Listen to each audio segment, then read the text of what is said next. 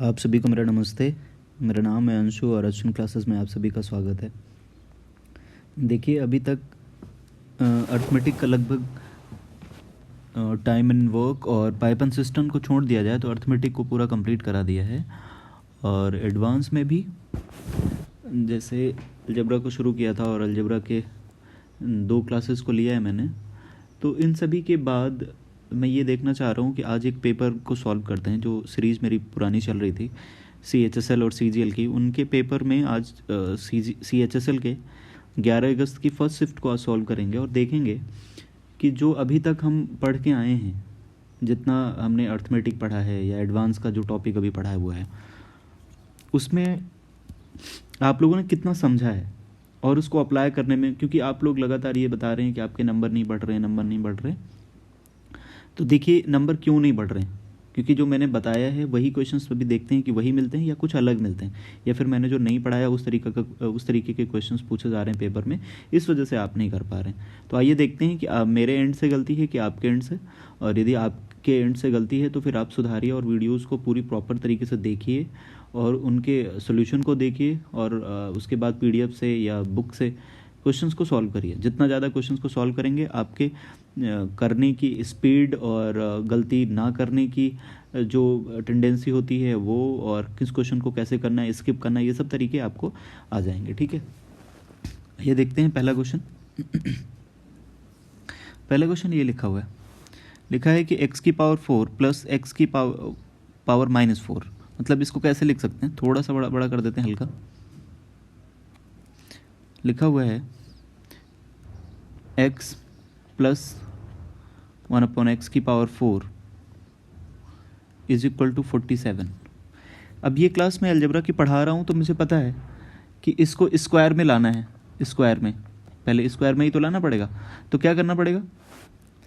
इधर 2 जोड़िए और उसका अंडर कर दीजिए, मतलब 49 इज इक्वल टू 7।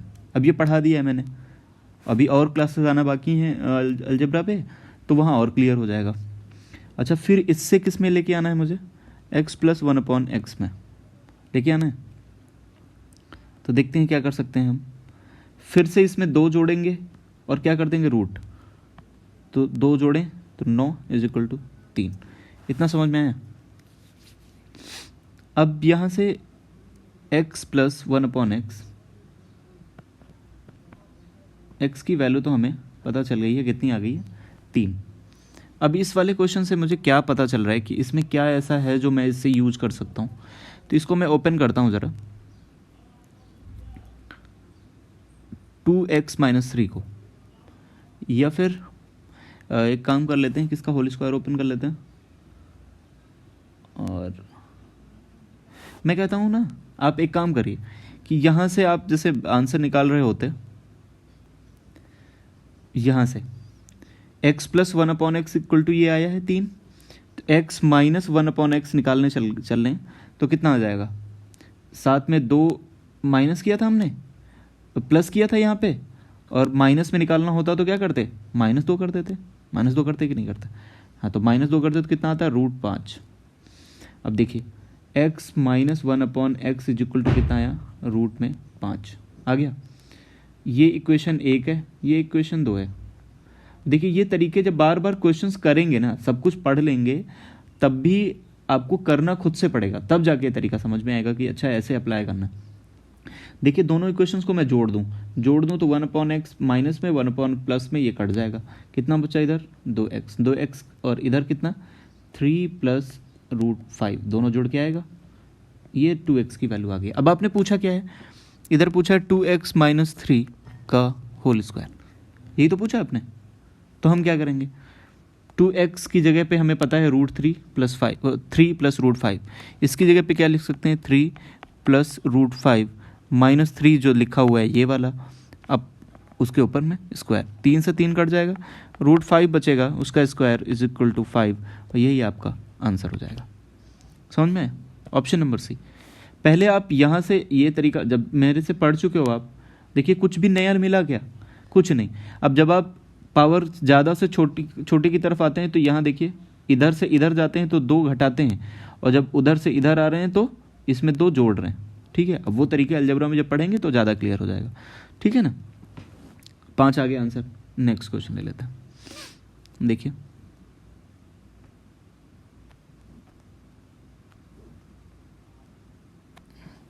क्वेश्चन लिखा हुआ है कि sec theta cosec theta is equal to, अब ये उसका है ट्रिग्नोमेट्री का, मैं इसको स्किप करूंगा क्योंकि अभी मैंने इसको पढ़ाया नहीं है, छोड़ दीजिए इसको।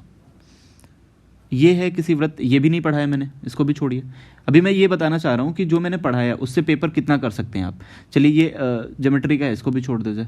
ये पढ़ाया मैंने, ये पढ़ाया, ये जब पढ़ाया है मैंने तो ये तो आपको आना चाहिए ना। क्या लिखा है कि when an article is sold for 438 there is a loss of 27%, मतलब 27% का लॉस है, तो मतलब 27 100 में माइनस करिए कितना आएगा 73, और 73% की वैल्यू कितने दे रखी है 438। कह रहा to gain 23% it should be sold for. अब देखिए, अब गेन 23% का मतलब कितना होता है 123%, तो यहाँ से 1% की वैल्यू निकालने चलेंगे तो कितना हो जाएगा, नीचे चला जाएगा। हमको इतने की वैल्यू निकालनी तो गुणा कर देंगे 123। अब इसमें ऐसी क्या चीज़ है जो आपको टाइम ले रही है, 6 बार कट जाएगा ये, और 6 बार कट जाएगा तो इसका मल्टीप्लाई भी कर देंगे। 7 का 18, 14 12 1 13, और 6 के 6 7 738। ऑप्शन नंबर डी, कुछ था ही नहीं। अब आप पढ़ चुके हैं प्रॉफिट लॉस मुझसे, तो देखिए कुछ नहीं आया क्या, बहुत ईजी क्वेश्चन है। नेक्स्ट, ये भी मेजरमेंट का है, ये नहीं कराएंगे हम, मतलब बाद में करा लेंगे। इन वाले जो ये वाले क्वेश्चंस होते हैं इनको आप कर सकते हैं। देखिए इनमें कैलकुलेशन होती है प्रॉपर, ठीक है, और जो रेशियो परसेंटेज इन सभी का आपकी परीक्षा होती है वो सब सीखे हैं कि नहीं। देखिए इसमें लिखा हुआ है कि 2018 में टाइप ए मशीनों के कुल उत्पादन, 2018 में ए कौन सा है, 18 में ए ये है, और 2019 में टाइप ई मशीनों के कुल उत्पादन, और ई का कब है 2016, ई कहाँ है 16 ये, तो इन दोनों को जोड़ना है, ठीक है। अब इन दोनों को जोड़ लेंगे तो 8 6 14 5 4 9 1 10 104 इधर बन गया। और फिर क्या बोल रहा है, का उत्पादन 16 में सी और डी, 16 में सी और डी, 16 में सी और डी कौन सा ये, तो 4 4 8 1 9 ये आ गया। अब क्या बोल रहे हैं कि इनका अनुपात ज्ञात करिए। कुछ क्वेश्चन में एरर तो नहीं है ना, कह रहे कि ए मशीन से 18, ए 18 और ई मशीन से 19, अरे ई मशीन इन 19 मतलब 64 है यहाँ, माफ़ करिए। तभी तो मुझे लग रहा था कि ऐसा ना कटने वाला नंबर तो ये लोग नहीं देंगे इजी सा कुछ, तो ये दोनों जोड़ने हैं। तो ये कितना हो जाएगा 6 5 11 120, 120। अब 3 से काटिए, 3 चौक 12, 3 3 9, 4 और 3 का रेशियो आ गया। अब इसमें जोड़ना घटाना है, ये तो आपको आते हैं वैसे भी, मैं वैसे भी थोड़ा सा डीआई को करवा भी दूंगा, ठीक है। अब जैसे ये क्वेश्चन है,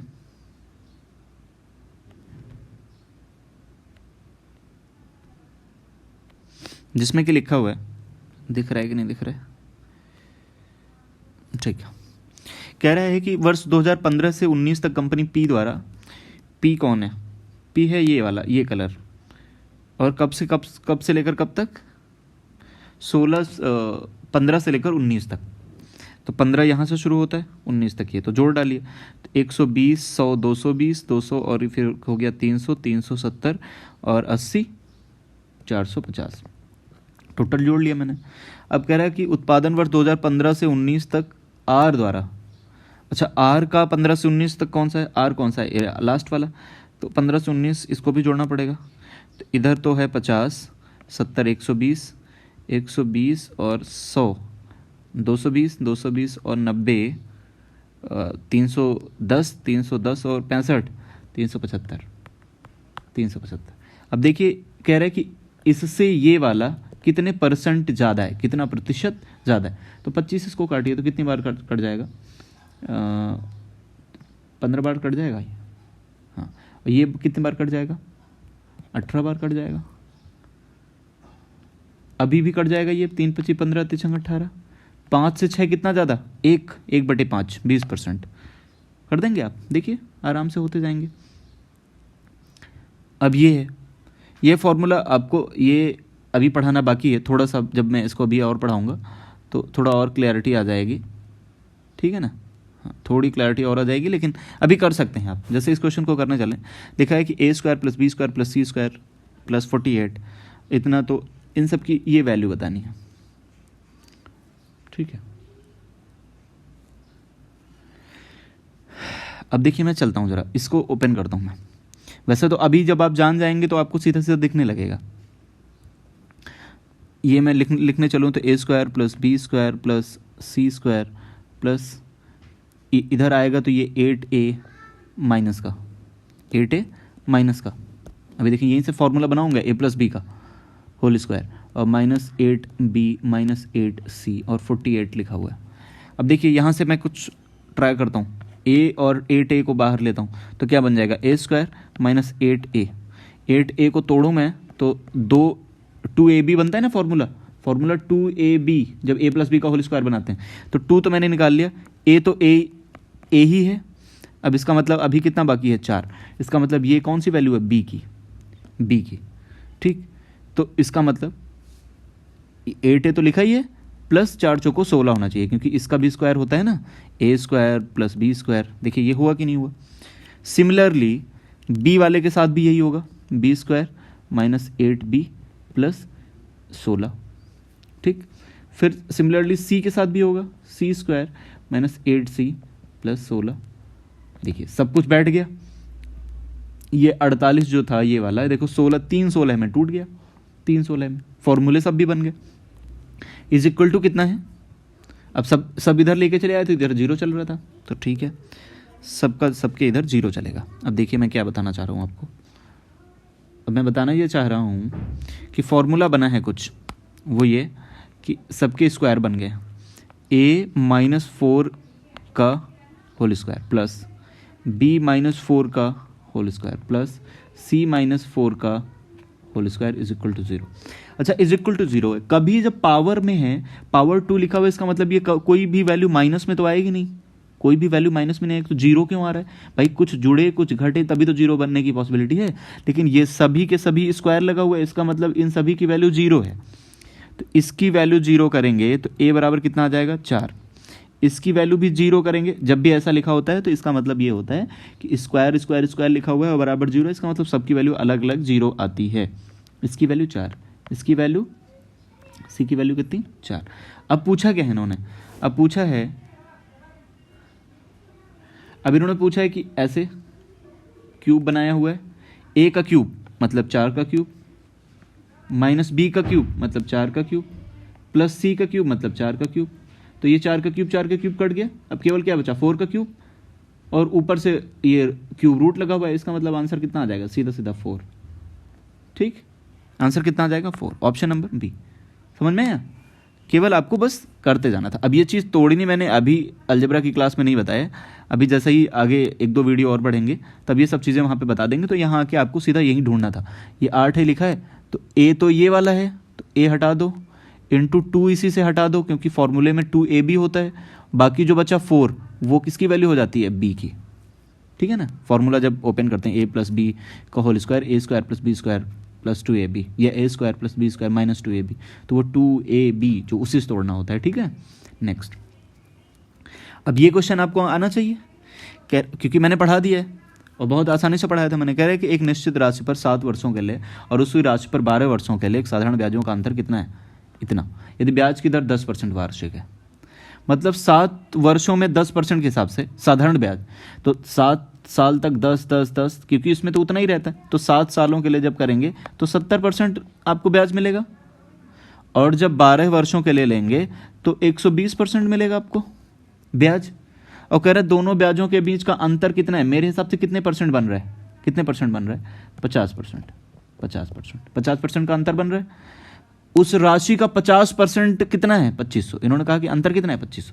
ये सब मैंने जब CISI पढ़ाया तो वहाँ बहुत अच्छे से पढ़ाया हुआ है। अब कह रहे हैं कि वो राशि कितनी होगी, उस राशि का 50% ही तो ये 2500 है। मान लिया मैंने उस राशि x, तो x का 50% कितना, 2500, तो ये जाएगा 50 नीचे, क्योंकि 100% हटेगा तो 100 नीचे लगेगा, 100 ऊपर चला जाएगा। अब 50 से काटेंगे तो कितनी बार जाएगा, 50, और कर देंगे तो 5,000 इसका आंसर आ जाएगा। वैसे भी 50% की वैल्यू 2,500, तो 100% की वैल्यू उसका डबल 5,000। ठीक है, ऑप्शन नंबर बी, कुछ भी प्रॉब्लम नहीं है, करिए। अगला क्वेश्चन ट्रिग्नोमेट्री का है, इसको अभी रोक देते हैं क्योंकि ये मैंने पढ़ाया नहीं है, अभी लौट के पढ़ा देंगे इसको। अब कह रहे हैं कि एक बस द्वारा 360 किलोमीटर की दूरी 6 घंटे में तय की गई। यदि यह अपनी सामान्य चाल की 1/4 चाल से चल रही हो तो उसे उतनी ही दूरी तय करने में कितना समय लगेगा। यार अब ये क्वेश्चन भी आपको बताने पड़ेंगे। अब भाई 360 किलोमीटर था, 360 किलोमीटर, उसको जाने में कितने घंटे लग रहे थे? 6 घंटे, जब आपकी स्पीड बढ़िया थी, सामान्य चाल थी। अब कह रहे हैं 1/4 चाल से, पहले चाल आपकी कितनी थी? 4, स्पीड बोल रहा हूँ मैं, स्पीड पहले 4 थी, अब कितनी होगी? 1/4 मतलब 1। ठीक है, मैंने रेशियो बनाया, तो पहले आपकी चाल स्पीड 4 थी, तो अब स्पीड कितनी हो गई? 1। इसका मतलब टाइम का क्या हो जाएगा? टाइम जस्ट ऑपोजिट हो जाता है, तो पहले 1 टाइम लग रहा होगा, तो अब कितना टाइम लगेगा? 4। तो पहले लग कितना रहा है? 6 घंटे। इसका मतलब 1 की वैल्यू कितनी? 6, तो 4 की वैल्यू कितनी? 24। अब क्या बोल रहे हैं कि इसे उतनी ही दूरी तय करने में कितना समय अधिक लगेगा। 6 घंटे तो पहले लग ही रहे थे, अब 24 घंटे लग रहे हैं, तो कितना ज़्यादा लग रहा है? 18 घंटे ज़्यादा लग रहा है, अधिक। तो ऑप्शन नंबर ए। अब 24 ही ऑप्शन में दिया होता तो वो भी लगा के निकल जाते, गलत हो जाता। यहाँ लास्ट में अधिक बोला हुआ, ठीक है ना। हाँ, तो उससे ज़्यादा कितना? 18 घंटे ज़्यादा। तो अब ये सब पढ़ा चुके हैं, तो आपको प्रॉब्लम होनी नहीं चाहिए, होती है तो आप वीडियो देख लीजिए जाके एक बार। ठीक है, अब ये क्वेश्चन देख लेते हैं। इस क्वेश्चन में क्या लिखा हुआ है? कह रहे हैं कि मोहन की आय श्याम की आय से 40% अधिक है। श्याम की आय मोहन की आय से कितना प्रतिशत कम है? कुछ बताने की जरूरत नहीं है, मैंने परसेंटेज पढ़ाया आपको। मतलब मोहन एक तरफ लिखिए, एक तरफ श्याम लिखिए। कह रहे हैं मोहन की आय श्याम की आय से 40% अधिक है। 40% का मतलब होता है 2/5, या आप 100 140 कर लीजिए, जैसा आपकी मर्जी। कह रहे हैं कि मोहन की आय श्याम की आय से 40%, मतलब श्याम की 100 है तो मोहन की कितनी होगी? 140। अब क्या बोल रहे हैं? श्याम की आय मोहन की आय से कितने प्रतिशत कम है? ये इससे कितना कम है? तो अब देखिए, उल्टा बताना पड़ रहा है ना, मतलब कितना कम है? ये 40 कम है, और किस में? 140 में। तो ऐसे निकालना पड़ेगा, तो ये 0, 2/7। अब 200/7 करना पड़ेगा। अब निकालिए आप, कितना आएगा?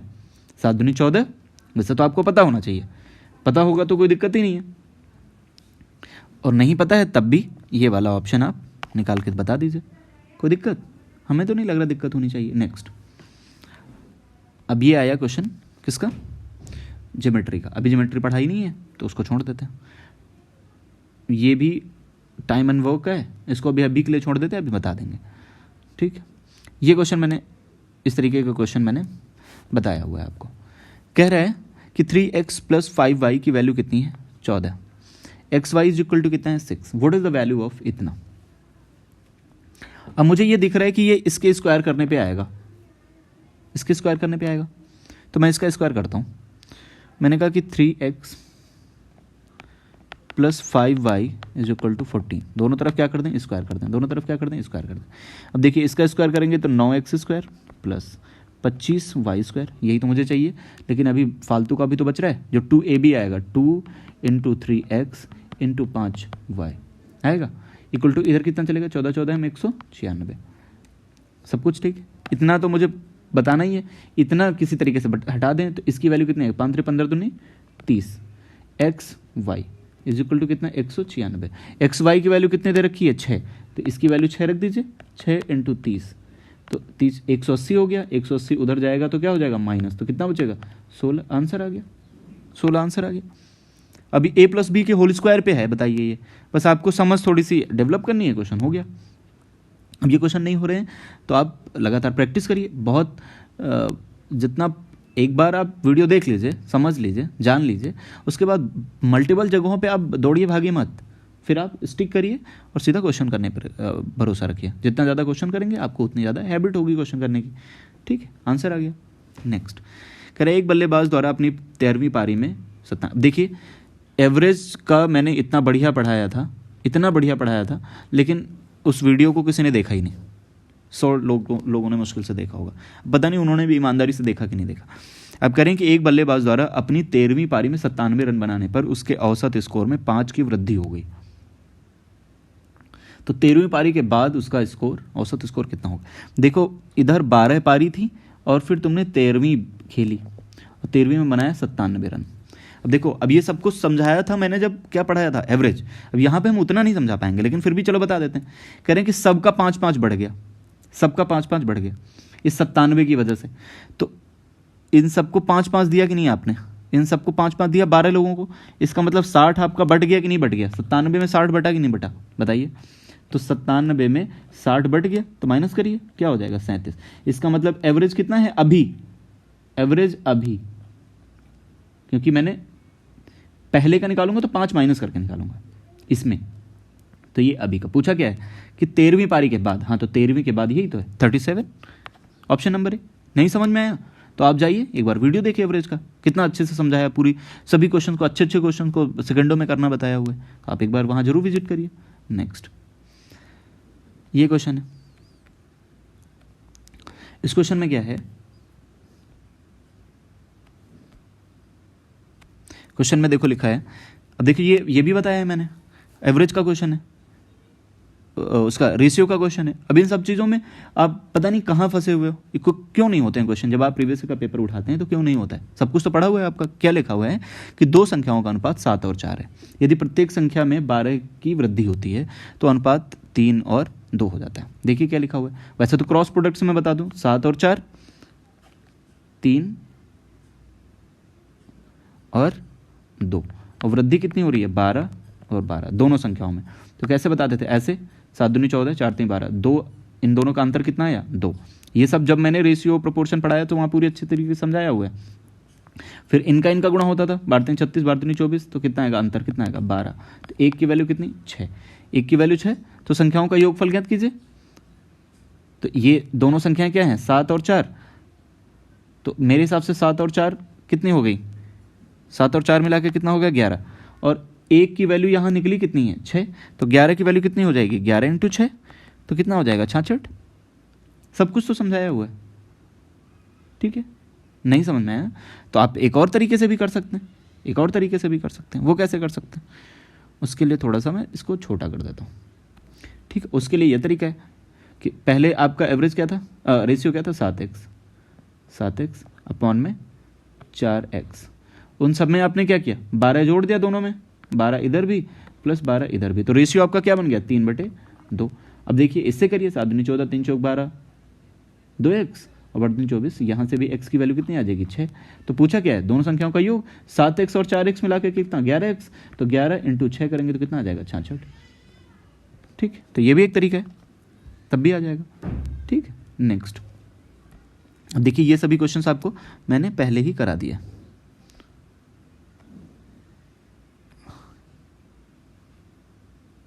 ठीक, ये क्वेश्चन क्या है कि एक वस्तु का अंकित मूल्य 660 रुपये है, दुकानदार इस पर 20% बट्टा देता है, मतलब छूट देता है, तो भी वह 10% का लाभ कमाता है। यदि वह वस्तु को 470 में बेचता तो उसका लाभ है हानि। अब कितने सीपी क्या होगी मुझे नहीं पता, समझ रहे। मैंने जब पढ़ाया था तो मैंने बताया था कि एमआरपी, फॉर्मूला भी बताया था, MRP equal to CP is equal to क्या होता है 100 प्लस प्रॉफिट अपॉन में 100 माइनस डिस्काउंट। तो प्रॉफिट कितना हो रहा है आपको 10% का, तो प्लस 10 करिए, और नीचे सीपी की जगह पे क्या करते हैं 100 माइनस 20% की छूट दी थी, तो यहाँ तो कितना हो जाएगा, ये ऊपर 110 नीचे कितना 80। तो इसका मतलब सीपी और एमआरपी में क्या रेशियो बन गया, एमआरपी अपॉन सीपी। एमआरपी मतलब अंकित मूल्य, सीपी मतलब खरीद मूल्य, तो 11 और 8 का बन गया। अब क्या बोल रहे हैं, एमआरपी कितना है 660, मतलब 11 की वैल्यू कितनी 660, तो 8 की वैल्यू कितनी हो जाएगी 60 से, इसका 60 गुना है 660, तो इसका भी 60 गुना कर देते 480। कोई दिक्कत। अब 480 आ गया क्या सीपी, अब सीपी आपको पता चल गई कितनी है 480। अब आप बताइए यदि वह वस्तु को 470 में बेचता है तो उसको लाभ होगा कि हानि। यार ऑब्वियस सी बात हानि होगी, क्योंकि 480 खरीद के लाया 470 में बेच दिया, तो हानि कितनी हुई 10 रुपए की। और किस में निकाला जाता है, हानि परसेंट निकाला है ना 10, और सीपी में निकाला जाता है इंटू 100। तो 2 जीरो से नहीं माफ़ करिए 1 जीरो यहाँ से, और ये नहीं कटेगा, ये 100 बना रहेगा, 100। अब देखिए 12 चौको 12 चौको 48, यहाँ कितना है 25। कोई दिक्कत तो नहीं हुई ना, एक सेकेंड।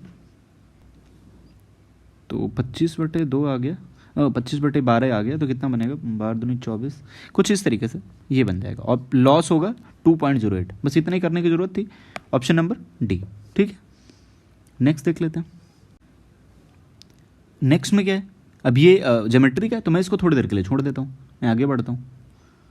आगे क्या है, आगे जो क्वेश्चन है, एक सेकेंड, आगे जो क्वेश्चन है वो है उसका क्या बोलते हैं, डीआई का। अब डीआई में थोड़ा सा हो सकता है आपको ये कम दिख रहा हो, लेकिन मैं इसको ले लेता हूँ क्वेश्चन को, ठीक है। हाँ, तो मैं बता देता हूँ ये कैसे होगा। लिखा है, क्वेश्चन को समझना होता है बस आपको, कि कह रहा है कि ऋण पर ब्याज 450 करोड़ तक हुआ हो तो विज्ञापन पर, शोध एवं विकास तथा वेतन पर होने वाले कुल खर्च कितना होगा। ऋण पर ब्याज मतलब interest on loans, interest on loan भैया कौन सा है, ये वाला, ठीक है। आपको शायद ना दिख रहा हो, यहाँ पे लिखा हुआ है 7.5, मतलब 7.5 की वैल्यू कितनी लिखी है 450, 7.5 की वैल्यू लिखी हुई 4.5 करोड़, ठीक। अब कह रहे हैं then total expenditure on advertisement, tax, research and development. Advertisement में कितना लिखा हुआ है 10, यहाँ पे 10 लिखा हुआ है, शायद ना दिख रहा हो। और टैक्स पे कितना है 5, और रिसर्च एंड डेवलपमेंट पे है 20 लिखा हुआ है यहाँ पे। तो 20, 10, 30, 5, 35 की वैल्यू पूछ रहा है। 7.5 की वैल्यू कितनी है, इतनी, 35 की पूछ रहा है। तो क्या कर देंगे, 4.5 बटे 7.5, ये तो आएगा 1 की वैल्यू, और हमें निकालनी कितने की है 35 की। अभी यहाँ तो जोड़ा मैंने 35, हो सकता है आपको ना दिख रहा हो, तो मैंने लिख दिया इसी वजह से 35।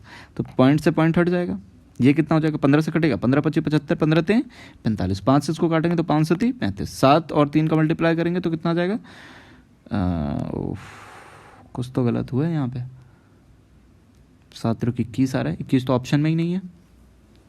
एक second, if the loan on loans amount to इतने crore then interest on loans इतने, then the total expenditure on advertisement, taxes, research and salary, sorry salary भी है, सैलरी मतलब 25 की वैल्यू।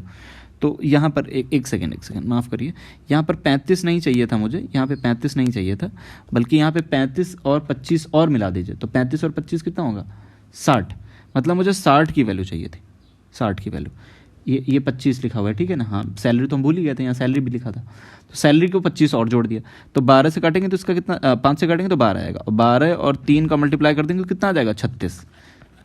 ऑप्शन नंबर डी, ठीक है। हो सकता है यहाँ पे थोड़ा ना दिख रहा हो, मैंने इसी वजह से बता दिया कि लोन पे 7.5 लिखा था, उसकी वैल्यू उन्होंने बताई थी कितने रुपए, इतने करोड़ खर्च हुआ था। ये डीआई कैसे होती है इसके बारे में ये समझिए कि ये यहाँ पे दिखा देते हैं ग्राफ में कि 7.5 इतने ग्राफ में दिखा देते हैं, फिर बताते क्या हैं कि जो 7.5 है उसमें जो मैंने खर्च किया है वो 4.5, मतलब वो 7.5 को ग्राफ में जो दिखाया है वो एक्चुअल में 4.5 के बराबर है। तो फिर इन सबको जोड़ा, 10, 5, 20 और 25, 60 हो गया, इसकी वैल्यू बताया है, पूछा हुआ है, ठीक। अब देखिए, जब सिंप्लीफिकेशन पढ़ा रहे थे इन क्वेश्चंस को करना वैसे तो आता है आपको, लेकिन मैंने कहा था कि थोड़ा सा पेशेंस रखना इन क्वेश्चंस में। मैं बताता हूँ कैसे होगा, वैसे तो आप कर लोगे, लेकिन मैं फिर भी कर देता हूँ। जैसे ऑफ है तो सबसे पहले तो इसको टारगेट करो, तो कितना आया 20। अब यहाँ पे डिवाइड है, ये डिवाइड लिखा हुआ है, तो सीधा ये नीचे चला जाएगा, और ये 5 को 20 आएगा, मतलब 20/20 चला जाएगा तो 1 आ जाएगा, और 1 इधर 4 लिखा हुआ है, तो 4 और 1 मिलके इधर कितना बना 5। देखिए इस ब्रैकेट में इतने की वैल्यू मैं सॉल्व कर चुका हूँ, कितना आया 5।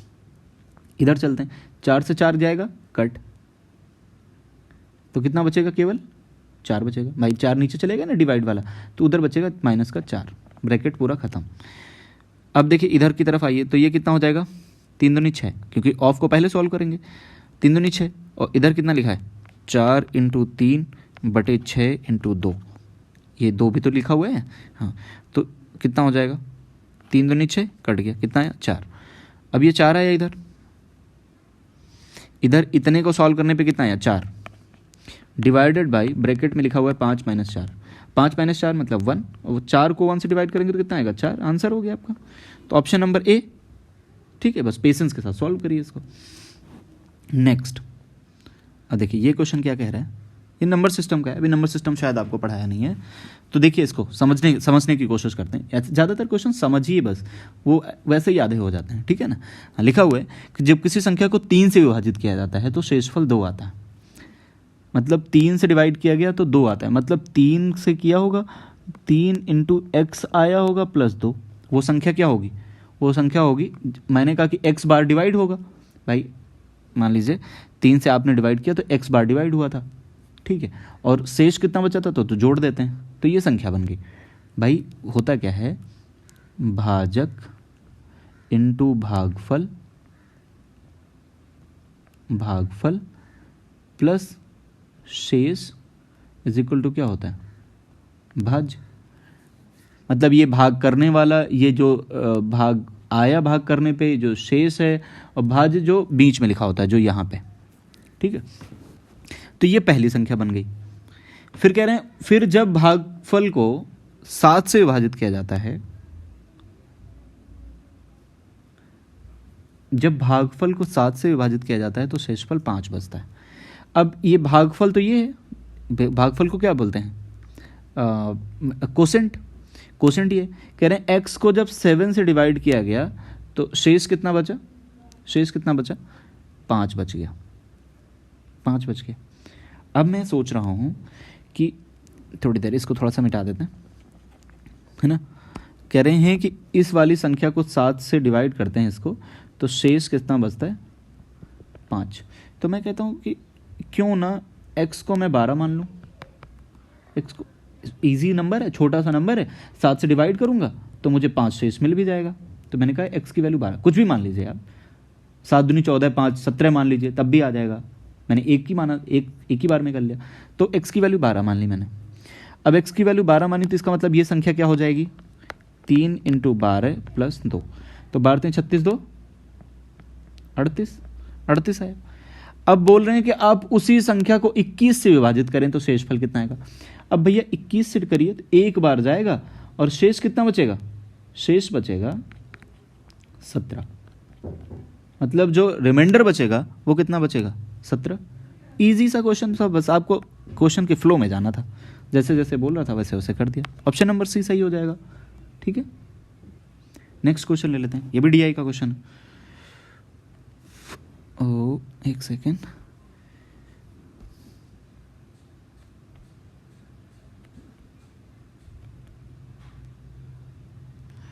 थोड़ी सी जगह बचा लेते हैं, नहीं तो कैसे होगा।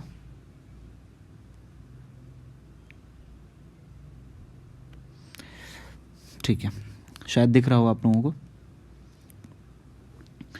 क्वेश्चन लिखा हुआ है, डीआई का है, अब इसमें समझने की ज़रूरत है। लिखा हुआ है कि by what percent is the average export of sugar 16, 17 and 18 less than production in 17।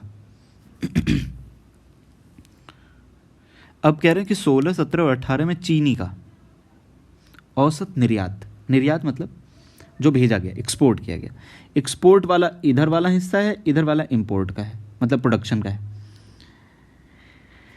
अब बताइए 16, 17 और 18, 16 ये है, 17 ये है, 18 ये है, इसमें निर्यात मतलब एक्सपोर्ट कितना हुआ। तो यहाँ लिखा हुआ है 270, मैं लिख देता हूँ, शायद ना दिख रहा हो, 270। यहाँ पे लिखा हुआ है 300, 360, यहाँ पे 300, तो जोड़ दें तो 3 3 6 6 2 8 930 आ गया। टोटल कितना है, 930। और क्या बोलना है कि इसका एवरेज बताइए, तो 3 जगह पे है तो 3 से एवरेज कर देंगे तो कितना आ जाएगा, 310। अब इतनी बात समझ में आई, पहली चीज़ को मैंने कर लिया। अब बोल रहे हैं कि एंड कितना परसेंट लेस है किससे, 17 में प्रोडक्शन। अब 17 में प्रोडक्शन कितना हुआ, प्रोडक्शन इधर वाला है 400, यहाँ पे कितना लिखा हुआ है 400, तो 400 से कितना कम है, कितने परसेंट, 400 से कम कितना है मेरे भाई, अभी जब देखने चल रहा हूँ मैं, तो 400 से कम है 90, कितना कम है 90 कम है 400 से, तब तो 310 करना है, अपॉन में 400 पे ही निकालना है, तो इंटू 100। तो ये हटाइए, अब ये हटाने चलेंगे तो कितना आएगा 22.5, ये कितना आएगा 22.5, 22 को 88 और 2 90। ऑप्शन नंबर सी, सिंपल सा कैलकुलेशन है, परसेंटेज का हल्का सा कैलकुलेशन, थोड़ा एवरेज का, दोनों चीज़ें पढ़ चुके हैं आप, अब यहाँ पे अप्लाई कर दीजिए। नेक्स्ट, अब आया ये फिर से किसका, ट्रिग्नोमेट्री का क्वेश्चन। तो क्या करता हूँ, अब वो क्वेश्चंस ले लेता हूँ जो मैंने शुरुआत से छोड़े हुए हैं। ठीक है, पहला क्वेश्चन करा दिया था, ठीक, फिर दूसरा क्वेश्चन मैंने छोड़ दिया था। अब इस क्वेश्चन को मैं ले लेता हूँ, आपके सामने है sec theta cosec theta is equal to इतना। अब देखिए मैं जैसे ऑप्शन की तरफ देखूँ, कोई वैल्यू पुट करना चाहूँ, तो जैसे ये है सेक थीटा और cosec theta, sec theta sine theta cos theta और कॉस सेक थीटा, मतलब थीटा की वैल्यू यदि मैं 45 पुट करना चाहूँ तो इसमें बहुत सारी वैल्यू बराबर आ जाएंगी, तो बात नहीं बनेगी, नहीं ना। तो ये तो थोड़ा सा लग रहा है कि डिफ़िकल्ट लग रहा है ना। तो मैं क्या करता हूँ, थोड़ी देर के लिए कुछ और सोचने की कोशिश करता हूँ, क्योंकि उसमें फंस जाऊँगा मैं। तो देखिए मैं यहाँ देखने की कोशिश करता हूँ, ऊपर लिखा हुआ है sec theta into cosec theta upon में ये 2 लिख रहा है, ये मेरी नज़र में खटक रहा है कि कुछ तो यहाँ से बन सकता है। तो मैंने कहा 1 दे दीजिए tan स्क्वायर थीटा को और प्लस 1 दे दीजिए कॉट स्क्वायर थीटा को। अब क्या कोई फॉर्मूला बनता नज़र आ रहा है ट्रिग्नोमेट्री में? अब ट्रिग्नोमेट्री अभी हम आपको पढ़ाए नहीं है, तो इस वजह से हम कोई क्लेम भी नहीं करेंगे। मान लीजिए आपको पता है, तो sec square theta minus tan square theta equal to 1 होता है, मतलब ये वैल्यू कितनी आएगी, सेक थीटा, लेकिन क्या स्क्वायर में। इसकी वैल्यू कितनी आएगी, कॉसेक। अभी आइडेंटिटी पता होगी तब, अभी हम आगे ट्रिग्नोमेट्री पढ़ाएंगे। जितना मैंने पढ़ा दिया उसमें आपको कुछ और पढ़ने की ज़रूरत नहीं है, जो नहीं पढ़ाया है अभी फिर उसको तो अभी पढ़ना ही पड़ेगा। अब देखिए सेक थीटा, यहाँ पे सेक थीटा है, यहाँ पे स्क्वायर है, तो स्क्वायर से एक, स्क्वायर का मतलब 2 बार गुणा तो 1 कट जाएगा। कॉसेक थीटा स्क्वायर है मतलब 2, तो 1 बार कट जाएगा, तो बचा क्या 1 upon sec theta into 1 upon cosec theta. कुछ वैल्यू पुट कर सकते थे, वैल्यू पुटिंग से भी कर सकते थे, लेकिन उसमें फंस जाते क्योंकि ऑप्शन कुछ ऐसे दे रखे थे कि यहाँ भी वैल्यू बराबर होने लग रही थी, तो ज़्यादा टाइम लगता, तो मुझे यहाँ से आसानी लगी। तो 1 upon sine theta equal 1 upon sec theta equal to क्या होता है, cos theta into 1 upon cosec क्या होता है, साइन थीटा। तो ऐसा ऑप्शन में कोई दिख रहा है, साइन थीटा और कॉस थीटा? हाँ, ऑप्शन नंबर सी सही हो जाएगा। ठीक, अब अगला देख लेते हैं, कौन सा छोड़ा था आपके लिए। ये क्वेश्चन छोड़ा था, मैंने कहा था कि 9 सेंटीमीटर लॉन्ग परपेंडिकुलर एक किसी वृत्त के केंद्र से 9 सेंटीमीटर लंबा उसकी जीवा तक खींचा गया। अब जीवा देखो, 9 24 कुछ तो दिख रहा है, 9 बनेगा, 12 बनेगा, 15 बनेगा, एक वो बनता है ट्रिपलेट। ठीक है, लेकिन अभी पढ़ाया नहीं, इस वजह से मैं अभी कोई बात क्लेम नहीं करूँगा। मैंने कहा कि बस इन्होंने जो बोला वो बोल देता हूँ कि ये वृत्त है, ये सेंटर है इसका। कह रहा है कोई जीवा है, जीवा ये होती जो कि केंद्र से ना होकर गुजरे, केंद्र से होकर गुजर गई तो फिर तो व्यास बन जाता है, लेकिन केंद्र से, तो इसको क्या बोलेंगे, कॉर्ड। ये कितनी है 24। कह रहे हैं सेंटर से 9 सेंटीमीटर एक जो खींचा गया वो लंब, वो 9 सेंटीमीटर है, ये 9।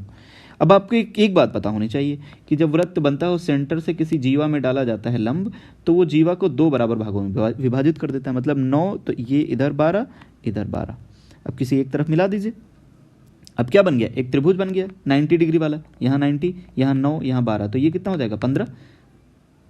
अब ये निकाल भी लीजिए, वरना 3 4 5 का ट्रिपलेट भी तो बनता है, तो सब में 3 3 से गुणा किया गया है, 3 3 से 3 3 से, तो ये 15 बन जाएगा। वरना निकाल लीजिए, इसका स्क्वायर बराबर इसका स्क्वायर होता है, तो आप वहाँ से भी निकाल सकते हैं। तो ये कितना आ जाएगा 15, और यही इसकी क्या है, त्रिज्या। केंद्र से इसकी परिधि तक जाने वाली को ही क्या बोलते हैं, त्रिज्या बोलते हैं। तो ये 15, ऑप्शन नंबर बी। अभी मैं पढ़ा दूंगा तब ज़्यादा आसान हो जाएगा मेरे लिए, अभी कुछ बोलूँगा तो आप कहेंगे पढ़ाया नहीं है, और फिर भी आप बोले जा रहे हैं। ये क्वेश्चन ले लेते हैं, एक सेकेंड। हाँ, अब एक ये क्वेश्चन लिखा हुआ है कि त्रिभुज है आर एस टी की मध्यकप आर पी की लंबाई 24 सेंटीमीटर। अब पहले त्रिभुज बनाऊँ मैं, एक त्रिभुज में बना लेता हूँ। ये लिखा हुआ है आर एस टी, और बोला है कि आर पी इसका मध्यिका है, मीडियन का मतलब होता है सामने वाली भुजा को 2 बराबर भागों में विभाजित कर देता है। ठीक है, यहाँ कहीं सेंट्रॉयड होगा। सेंट्रॉयड का मतलब जो इसका केंद्रक, ये केंद्रक है, केंद्रक, यह सेंट्रॉयड। अब कह रहे हैं कि इसकी आर पी यहाँ पे है कहीं एस टी पे, ठीक है, यहाँ पे कहीं पी है। कह रहा है आर पी की लंबाई, आर पी बराबर कितना दिया हुआ है इन्होंने 24 सेंटीमीटर। पूछा क्या है, आर ओ बताइए। कह रहा है सेंट्रो जो ये है सेंट्रॉयड है या जो इसको केंद्रक बोलते हैं ये ओ है। कह रहा है आर ओ की लंबाई बताइए, आर ओ की लंबाई बताइए। अच्छा, तो अब आपको एक चीज़ पता होनी चाहिए कि जो यहाँ होता है ये सेंट्रॉयड इसको 2 और 1 के रेशियो में डिवाइड कर देता है। ऊपर का हिस्सा 2 तो नीचे का हिस्सा कितना होता है 1। अब यार टोटल 24 दिया हुआ है, इसका मतलब मेरे हिसाब से टोटल कितना है 3, 2 और 1 के रेशियो बनता है। तो 3 की वैल्यू कितनी दे रखी है, 3 की वैल्यू कितनी दे रखी है 24। टोटल तो 24 ही है। पूछा कितना है, आर ओ ऊपर वाला हिस्सा, ऊपर वाला तो 2, तो 2 की वैल्यू कितनी हो जाएगी 24/3 और 2 से गुणा कर दीजिए तो 3 8 8 दूनी 16। ऑप्शन नंबर है, ऑप्शन नंबर डी 16 आंसर आ जाएगा। छोटी सी चीज़ थी, अब ये पता होता आपको तो आसानी से कर लेते। टाइम भी नहीं देना है ज़्यादा, तुरंत पढ़ के तुरंत आगे बढ़ जाना है। ठीक, ये बता दिया था मैंने। ठीक है, ये बताना है मुझे,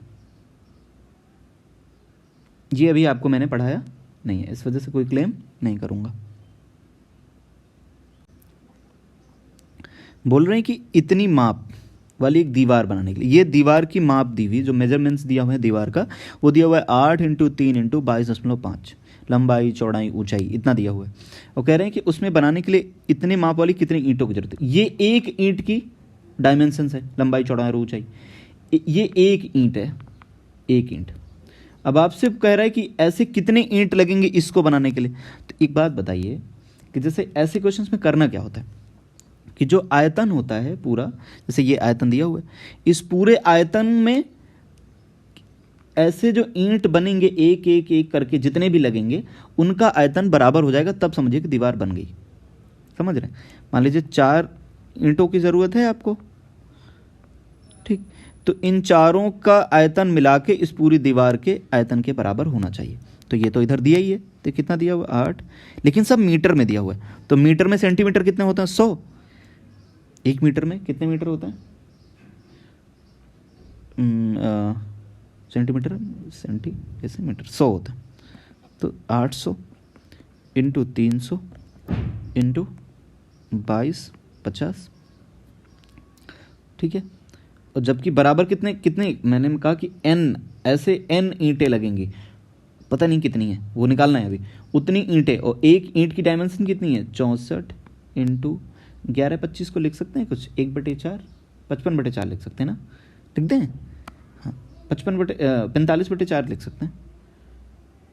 44 45/4 तो लिख दें 45/4, ठीक है। मैं लिख देता हूँ, इसको लिख सकते हैं 45/4, तो आसानी हो जाएगी थोड़ी। 45/4 × 6, ये एक ईंट की थी और ऐसी n ईंटें लगेंगी तब जाके इतनी दीवार बन पाएगी। तो मैंने कहा अब क्या बचा, अब 4 से इसी को काट दीजिए पहले, तो 16 से ये कट जाएगा कितनी बार 5 बार, तो 50 बचा। अब और कुछ कट रहा है, 45 से ये कट जाएगा कितनी बार 5 बार, तो 50 बच गया। कुछ और भी बचा है अभी 6 से फिर काटिए तो इसमें भी 50 बचा। यार ये तो 50 50 50 बच रहा है और तो कुछ बच नहीं रहा है। तो 125 और 3 0, 125 और 3 0, तो ऑप्शन नंबर डी, इतनी ईंटों की ज़रूरत पड़ेगी 125 और 3 0। कैलकुलेशन थी सिंपल, बस आपको पता होता तो आप कर लेते तुरंत। ठीक है, नेक्स्ट ये बता दिया था मैंने, ये भी बता दिया था, ये भी बता दिया था, ये बता देता है। ठीक है, अभी ट्रिग्नोमेट्री मैंने पढ़ाया नहीं, इस वजह से मैं अभी इसमें कोई क्लेम नहीं करूँगा। जब पढ़ा दूंगा तब आपको बताऊंगा कि इसमें कितनी आसानी से किया जा सकता है। अब देखिए, जब भी ऐसा लिखा है कि 3 sin² theta + 4 cos² theta -3 cot A का वैल्यू बताइए। एक आइडेंटिटी स्क्वायर दोनों तरफ लगाएं, तो मुझे याद है, आपको पता होना चाहिए कि sin² थीटा + cos² थीटा = 1 होता है। तो कुछ करते हैं इसका, जैसे लिखा हुआ है कि 3 sin² थीटा, इसमें भी 3 निकाल लेते हैं, तो 3 cos² थीटा। अच्छा 3 तो अभी एक बचा हुआ है cos² थीटा -3 = 0। इतने की वैल्यू क्या हो सकती है, इनमें 3 कॉमन लीजिए, तो क्या अंदर क्या बचेगा sin² थीटा + cos² थीटा, और प्लस इधर cos² थीटा एक चल रहा है -3 = 0। सॉल्व कर रहा हूँ, अब इतने की वैल्यू होती है 1, तो कितना हो जाएगा 3 प्लस cos² थीटा -3 = 0। अब 3 से 3 तो गया कट, तो cos square theta is equal to आ गया 0। अब यार कॉस स्क्वायर थीटा 0 कब आता है? जब थीटा की वैल्यू कितनी हो? 90 हो। थीटा की वैल्यू कितनी हो? 90 हो। समझ रहे हैं आप? थीटा की वैल्यू 90 हो, क्योंकि थीटा की वैल्यू 0 होती है तो 1 होता है, 90 होता है तो 0 हो जाता है। अब कॉस, अब थीटा, अब पूछा आपने क्या है कि कॉट ए बताइए। मैंने सब जगह थीटा थीटा ले लिया, अब ए लेना चाहिए था, मैंने थीटा ले लिया, चलो माफ़ करिए।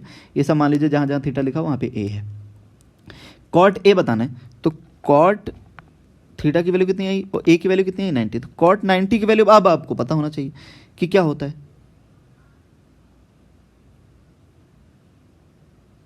कितना होगा? 0 आंसर आ जाएगा। कॉट 90 की वैल्यू 0। ठीक। अब ये बात आपको पता होनी चाहिए, तब आप कर पाएंगे। अब जब ट्रिग्नोमेट्री की 3-4 क्लासेस ले लूँगा उसके बाद मैं क्लेम कर सकूँगा कि मेरे पढ़ाए हुए क्वेश्चंस आपको फंस नहीं रहे होंगे। अब एक ये क्वेश्चन है, अब ये क्या है कि वृत्त के केंद्र O से 13 सेंटीमीटर दूरी पर स्थित एक बिंदु P से वृत्त पर 12 सेंटीमीटर लंबाई की दो स्पर्श रेखाएं PQ और PR खींची जाती हैं। चतुर्भुज PQOR का क्षेत्रफल सेंटीमीटर में ज्ञात करें। अब देखिए पहले तो ये आपकी इमेज ही बन जाए आपसे, क्योंकि आपको ये समझना पड़ेगा कि इमेज कैसे बन रही है इसकी। ठीक है, ये कुछ इस तरीके से कि एक वृत्त है। देखो ये जब मैं पढ़ा दूंगा तब बताऊंगा तो ज़्यादा आसानी होगी, लेकिन अभी मजबूरी है क्योंकि पेपर सॉल्व करा रहे हैं तो करा देते हैं ताकि आपको रिवाइज तो जब आप पेपर बाद में करेंगे तो आपको लगेगा कि रिलेवेंट पढ़ा रहे हैं। केंद्र का ओ है 13 सेंटीमीटर दूर, कोई 13 सेंटीमीटर, मैंने कहा कि 13 सेंटीमीटर दूर पे कोई बिंदु क्या है पी। इन पे स्पर्श रेखाएं, स्पर्श रेखा मतलब ऐसे टच करके इसको निकल जाए दोनों तरफ, और स्पर्श रेखाएं हमेशा बराबर होती। ठीक है, क्या क्या है? पी क्यू और पी आर। अब क्या बोल रहे हैं कि चतुर्भुज पी क्यू ओ आर का क्षेत्रफल बताइए। मतलब पी क्यू, अब इसको मिला दीजिए, ओ आर, इसका क्षेत्रफल बताएं। इसकी एक प्रॉपर्टी होती है कि ये हमेशा किस पे मिलता है? 90 पे मिलता है, हमेशा 90 पे। केंद्र से स्पर्श रेखा पे डाला गया लंब को मिलाने वाली रेखा हमेशा लंब होती है। हाँ, स्पर्श जो बिंदु है, स्पर्श रेखा का जो बिंदु है ये वाला, यहाँ से केंद्र से जब डाला जाता है, मिलाया जाता है तो वो लंब ही बनता है। तो ये बताइए,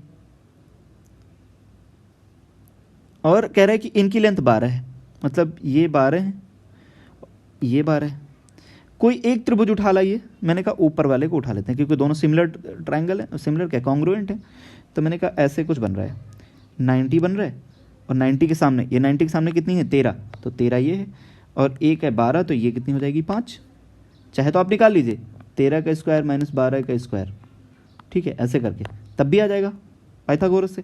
वरना आपको ट्रिपलेट पता होगा, 13, 12 और 5 का, तो ये कितना आ गया? 5। तो इसका मतलब ये कितना? 5। अब इधर वाले का मैं एरिया निकालना चाहूँ तो कितना हो जाएगा? 12 1/2 इंटू 12 इंटू 5। भाई इस ट्राइंगल का मैं निकालना चाहूँ तो ये लंब है, ये आधार है, क्योंकि ये तो कर्ण है इसका। ठीक, तो 12 पंचे 60, 1/2 तो कितना आया? 30। कितना आया? 30। तो इसका 30 आया, और इतना ही इधर भी है, इतना ही इधर भी है, इधर वाला, तो 30 कितना हो जाएगा? 60। अब जब बता दूंगा इसको तब ज़्यादा अच्छे से समझा पाऊंगा। ठीक है ना, समझा तो दिया है, अब कितना समझ में आया ये आने वाले समय में देखेंगे। अच्छा, टाइम एंड वर्क अभी नहीं पढ़ाया मैंने, तो इसका एक क्वेश्चन ले लेते हैं क्योंकि पूछा गया है, तो मैं देख लेता हूँ क्या पूछा गया। कह रहे हैं कि x किसी काम के आधे भाग को 20 दिन में करता है। तो यार पूरे काम को बताओ पहले आप। x आधे काम को 20 दिन में करता है तो पूरा काम कितने दिन में करेगा? 40। y उसी काम के 1/5वें भाग को, 1/5वें को कितने में करता है? 10 दिन में। तो एक कितने दिन में करेगा? 5 से गुणा कर दीजिए, 50 दिन में। अब क्योंकि अभी 1/2 कर रहा था तो उसी 1/2 के नीचे पलट के गुणा कर दिया था, तो y कितने दिनों में करेगा? 50 दिनों में। सीधा ये जितनी फ्रैक्शन बोले उसको उल्टा करके उधर गुणा कर दिया जाता है। ठीक है, जब क्लास लूंगा इसकी तब अच्छे से समझा दूंगा, और बेसिक से। x ने काम शुरू किया, और अब पहले तो ये बताओ दोनों का एलसीएम कितना होगा। मैंने कहा दोनों का एलसीएम होगा 200, दोनों का 200। अब बताइए ये 40 दिनों में 200 चेयर्स बना लेता है, ये 50 दिन में 200 चेयर्स बना लेता है। इसका मतलब एक दिन में इसकी बनाने की क्षमता कितनी है? 5। तो इसकी क्षमता कितनी है? 4। कोई दिक्कत? x 5 बनाता है एक दिन में, y 4 बनाता है। ठीक है, अब कह रहे हैं x ने काम शुरू किया है और 8 दिन के बाद काम छोड़कर चला गया। इसका मतलब ये 8 दिन तक तो काम करता रहा ना, तो 8 दिन तक 5 के हिसाब से किया होगा तो 8 × 5 कितना 40 काम कर दिया, 40 चेयर बना दिए, फिर छोड़ कर भाग गया ये।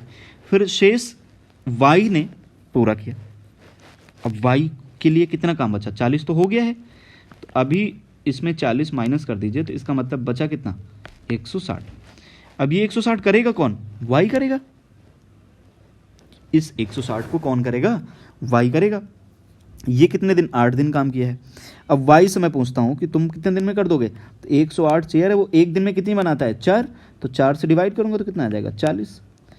अच्छा, इसको 40 दिन लगेंगे करने में, y को कितने दिन 40 दिन, और x 8 दिन करके चला गया, तो कह रहा तो दोनों मिलकर कितने दिन लगाएंगे, तो दोनों मिलकर 8 और वो 40 बराबर 48 दिन लगेंगे। दोनों को मिलाकर कितने दिन लगे, 48 दिन लग गए। समझ में आया, हमें तो नहीं लगता कोई प्रॉब्लम होनी चाहिए अभी। अच्छा, अब और देख लेते हैं, आगे कोई क्वेश्चन छोड़ा था मैंने आपके लिए, सब बता दिया, ये भी, हाँ ये एक बता छोड़ा है मैंने। अब देखिए, ये आपका, इसको पहले पढ़ लिया आप, ये सिमिलैरिटी है, कह रहा है ABC और QPR, ABC QPR जैसे जैसे बोला मैंने वैसे वैसे बना दिया। इनके एरिया का अनुपात कितना है, 4 और 9, 4 इसका है तो 9 इसका, ये क्या है एरिया। तो साइड्स कितनी हो जाएंगी, क्योंकि एरिया स्क्वायर होता है, तो अभी ये बताऊंगा मैं जब पढ़ाऊंगा, एरिया होता है स्क्वायर के बराबर, तो साइड कितनी हो जाएंगी 3 और 2, अंडर रूट कर दीजिए उनका, तो रेशियो मैंने निकालनी है कि 2 और 3 का रेशियो बनेगा। कह रहे हैं कि AC बराबर 12 है, पूछा क्या इन्होंने, PR पूछा हुआ है, PR कौन सा है, ये वाला, तो ये वाला इसके रेशियो के बराबर होगा BC के, BC और PR का रेशियो सेम आएगा, तो रेशियो तो 2 और 3 का ही बनेगा साइडों के बीच में, इसकी साइड 2 तो इसकी 3। अब कोई एक पता होगी, PR बताना है तो BC पता होगी। BC भैया कितनी है, BC लिखी हुई है 10, तो लिख दीजिए BC 10 लिख दीजिए, PR मुझे पता नहीं है, और इनका रेशियो क्या बनेगा 2/3 का, तो 2 से काटिए इसको तो 5 बार, और 3 उधर जाके मल्टीप्लाई करेगा तो PR की वैल्यू कितनी 3 25 15, आंसर। कोई दिक्कत, हमें तो नहीं लग रहा कोई दिक्कत होनी चाहिए, बस ये एक ये फैक्टर था जो आपको निकालना था कि 2 और 3 का रेशियो बन रहा है साइड्स के बीच में, और इसी वजह से मैंने इनको ऐसे लिख लिया हुआ है, बिल्कुल जैसे इन्होंने बोला था। ये वाली लाइन को बस नोटिस किया करो, ABC QPR बस। अब आपने पूछा क्या था PR, मैं और कुछ देखने नहीं जाऊंगा, PR ये है, इसका मतलब वो इसके बराबर जाएगी, उसका रेशियो इनके बराबर होगा, और भुजाओं के बीच का चाहे इसके का कर लो, चाहे इसके का कर लो, चाहे इसके और इसके कर लो, भुजाओं का रेशियो 2 और 3 में ही होगा, तो इसी वजह से BC PR लिखा 2 3। अब BC मुझे पता था 10, PR नहीं पता था, तो 10/PR = 2/3 किया, तो PR की वैल्यू आ गई 15। कोई दिक्कत, नेक्स्ट ये भी हो गया था, ये भी हो गया था, ये भी हो गया था, ये भी और ये भी नहीं, लास्ट क्वेश्चन बचा हुआ है, एक सेकेंड, ये कब बचा हुआ है। अब इस क्वेश्चन को कर देते हैं, वैसे तो ट्रिग्नोमेट्री का है तो मैं इसको मैंने भी पढ़ाया नहीं है, तो मैं बहुत कुछ बोलूँगा नहीं, लेकिन इतनी चीज़ें, एक चीज़ लिख देता हूँ कि साइन 90 - थीटा बराबर होता है कॉस थीटा, और कॉस 90 - थीटा बराबर होता है साइन थीटा। अब ये जब मैं ट्रिग्नोमेट्री पढ़ाऊँगा तो ये सब चीज़ें एक्सप्लेन कर दूंगा। अब जैसे ये लिखा हुआ है, ये लिखा हुआ है, तो इसको क्या लिख सकते हैं, साइन स्क्वायर 90 - 27, क्या लिख सकते हैं 90 - 27, तभी तो 63 आएगा। और अभी मैंने बताया कि साइन 90 - थीटा बराबर क्या होता है कॉस थीटा, इसका मतलब इसको साइन 90, इसको क्या लिख सकते हैं, ये वाली चीज़ जो यहाँ पे लिखी होती है वही थीटा होता है, तो इसको क्या लिख सकते हैं, देखिए साइन स्क्वायर 27 प्लस ये वाली वैल्यू को क्या लिख सकते हैं कॉस स्क्वायर 27। अब देखो दोनों में बराबर हो गया, वो इसी तरीके से बनाता ही है। अब दोनों में बराबर हो गया तो कितना आएगा 1, कितना आएगा साइन स्क्वायर, अब प्रॉपर्टी आपको पता होना चाहिए, sign square theta plus cos square theta = 1 होता है। ऊपर की वैल्यू कितनी आ गई 1, नीचे भी सिमिलरली ऐसे ही बनेगा, नीचे भी 1 आएगा, तो 1/1 कितना 1, ठीक है। अब ये वैल्यू 1 आ गई है। इधर देखिए, इधर बनता हुआ कुछ ना, अगर इधर साइन है तो इधर कॉस बना लीजिए, तो इसको चेंज करेंगे तो ये भी कॉस क्या बन जाएगा, कॉस 69 बन जाएगा। इसको cos 69 दो बार लिखा है, इसका मतलब cos स्क्वायर हो जाएगा, तो माइनस कॉमन ले लिया, ये वाला माइनस कॉमन, तो लिखा हुआ है साइन स्क्वायर, एक second, sine square 69 plus cos square 69। देखिए अभी मैंने बनाया ना इसको, हाँ, अब ये की वैल्यू फिर से वही sine square theta plus cos square theta equal to 1, तो ये पूरा 1 हो जाएगा, इधर 1 तो चल ही रहा है, 1 माइनस 1 इज इक्वल टू क्या, 0, ऑप्शन नंबर सी। बस ये चीज़ें, ये अभी अब आपको शायद पता होंगी तो बढ़िया है, नहीं पता होंगी तो आप जब ट्रिग्नोमेट्री पढ़ाएंगे तो वहाँ समझा देंगे, ठीक है, हो गया। आज के लिए इतना ही, आज के लिए क्या 25 क्वेश्चन आपके हो गए, और अब आप फीडबैक दीजिए। Thank you so much, bye bye, take care. और CHSL और CGL इनके जितने भी प्रीवियस पेपर हैं उनको सॉल्व कर लीजिए, मॉक फॉर्म में दे दीजिए, टेस्ट दीजिए और उनके स्कोर को एनालाइज करिए। 100, 120, 130 भी आता है तो वो बहुत बढ़िया स्कोर है, क्योंकि वो अच्छे पेपर्स हैं, ठीक है ना। लगातार वर्क करते रहिए, हमसे जुड़े रहिए, शेयर करते रहिए और अपनी फीडबैक ज़रूर दें, ठीक है। Bye bye, take care.